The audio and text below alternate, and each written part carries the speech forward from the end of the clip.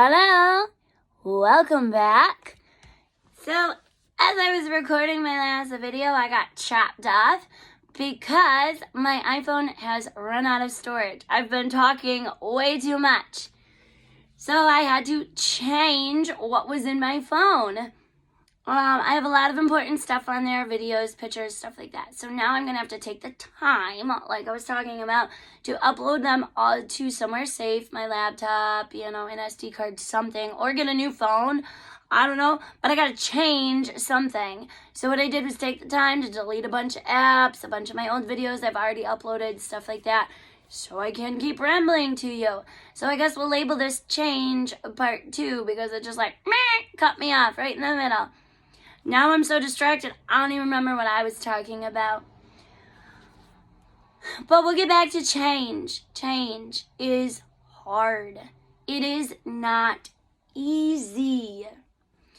I don't know. There's a lot of things in my life that I have been changing.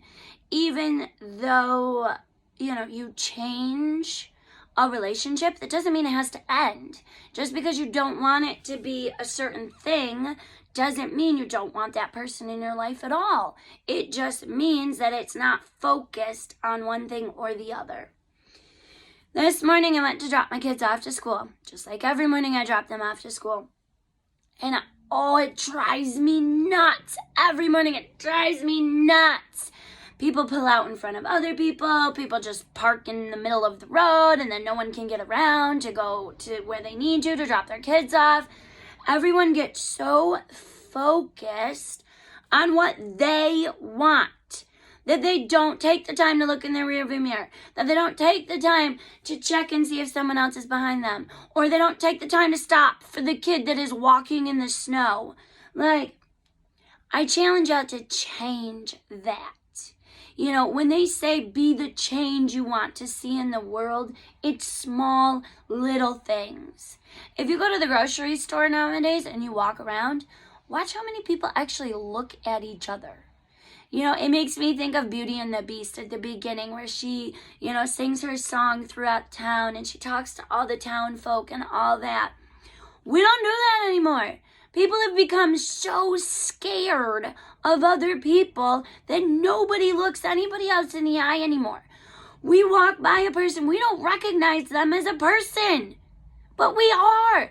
Why can't we just walk by, look people in the eye and say, hi, keep walking? Right? We're so focused on us and where we are going and what we want that we don't take the time to even recognize there's another human being walking by us. I challenge y'all when you go grocery shopping, just say hi. Say hi to somebody, anybody. Because I remember 10, 20 years ago when I was self-harming, I remember if I went through my day and one person took the time to say hi to me, I would not self-harm that night. It's a so simple concept, right? But it mattered. It mattered because I thought I mattered to somebody. I was like, holy cow, somebody took the time just to say hi to me? I must be worth something. I don't know. I'm going to try to end this before I run out of time again. And now I have to figure out what I'm going to do to change how I keep recording these. Because obviously I am full.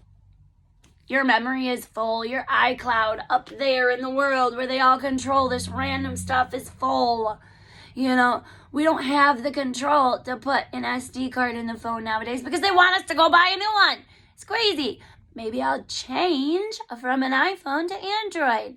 I've gone back and forth. Every time I get a new phone, I go to Android. Then I go to iPhone because I'm like, I want my messages to be able to click on them and give a little heart. That's what you can do with an iPhone.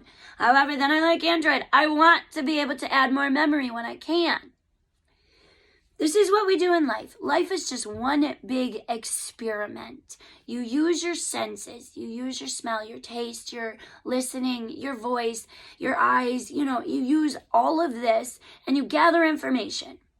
And then you process it. And based off of what you have been taught in the past, you make a decision to get what you want in the future. Start looking at your relationships. Start looking at yourself. Start looking at things around you, how you parent yourself, how you parent your kids, how you interact with other people as just an experiment. And it makes it so much easier to change it. Once you figure out the what is it that I want, then you got to figure out the how.